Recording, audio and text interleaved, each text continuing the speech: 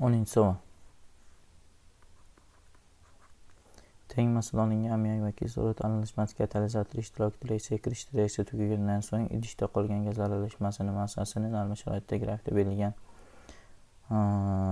deyapti. Aralashma massasini grammda hisoblang. N plus M 26,5. Demak, grafikdan ko'rib turibdiki, mana bu sarflanayotgan moddalar bo'lgan. Demak, sarflanib bittasi tugagan. Hop, bu yerda bittasi ortib qolgan. Demak, uni topish uchun reaksiyani o'zlaylik. Ammiak kislorodda platina katalizatori ishtirokida azot 2 oksid plus suv hosil bo'ladi. Reaksiya 45 ga 46 ketadi. Berilgan tartib olaylik. Hop, 4 mol olsam 5 mol ketadi. Massasi og'irini o'shani massasiga teng deb olib ketaman. Demak, ikkovidan ham 160 dan ketgan. Va bu yerda 120 gram azot 2 oksid hosil bo'lgan. Demak, mana bu hosil bo'lgan modda azot 2 oksid ekan. Demak, bu birinchisi ammiak bo'lgan, ikkinchisi kislorod bo'lgan. Ammiakdan ortib qolyapti. 17, 34, 68. Demak, ammiakdan 160 olib kelingan, kislorod bilan teng massada 68 ketadigan bo'lsa, qolgan 92 grammi ortib qolgan.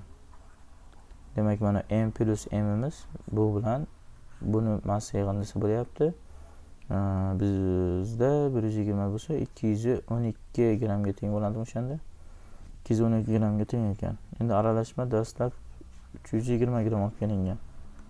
Demak, 320 gram olib keladigan bo'lsam, 212 gram hosil bo'lgan aralashma gaz aralashmasi. Masalada 26,5 gram deyapti. Bunda uni massasini aniqlashimiz kerak. Hop, 212 va 320 bir-biriga karali son emas. Hop, buni hisoblaydigan bo'lsam, agar 52 bo'ladimi buning massasi? 26 yo'q. 26 ning ikkitasi 52, 53. 53 dan keyin 106. Ha, 106 karali ekan. Demak, 106 bo'lganda 4 marta kattalashyaptimi? 2 4 marta, demak bu yoqqa o'tganda 8 marta kamayadi ekan. 8 marta kamayadigan bo'lsa, demak bu tarafini ham 8 marta kamaytirishim kerak bo'ladi. Demak, aralashma massasi 40 chiqib bo'ladi. Javob B javob ekan.